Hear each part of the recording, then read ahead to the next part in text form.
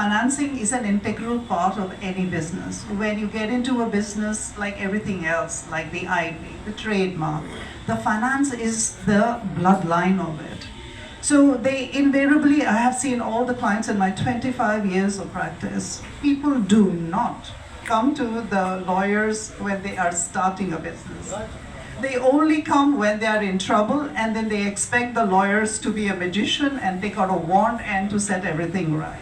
Financial structuring of any business is very, very important, and it needs to be done in a very thorough and very comprehensive manner.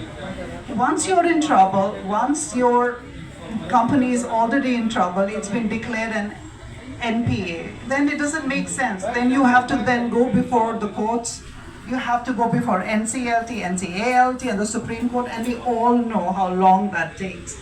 So, I'm emphasizes again, in fact, as a matter of fact, as a part of our law firm's pro bono vertical, we're actually making a representation to the law ministry and saying that instead of learning about history and geography, which I know is also just as important, but a little bit of preliminary information about law is essential. Also, having said that, we must also keep in mind this Samriddhi Conclave is going to be one through which we want to empower, because if you don't know what your rights are, you will not be able to exert your rights. You don't know what's happening. So through Samriddhi Conclave, we are going to have comprehensive, very vibrant, very robust seminars and discussions in which our legal team will make you understand that how, when, if something goes south, how we can deal with it and how we can develop our strategy to take care of it. Having said that, again, we must also keep in mind that if somebody, there are a lot of schemes, and of course our Prime Minister is doing an exemplary job in floating these schemes, and they are most welcome, but we must also keep in mind there are no free lunches in the world.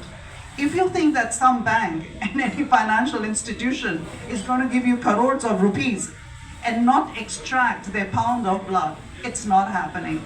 I know it doesn't sound very good, it doesn't sound very politically correct, but as a lawyer, the practical part of it is that one has to understand that when you take finance from any NBFC or any bank, you have to understand what the payback is going to be.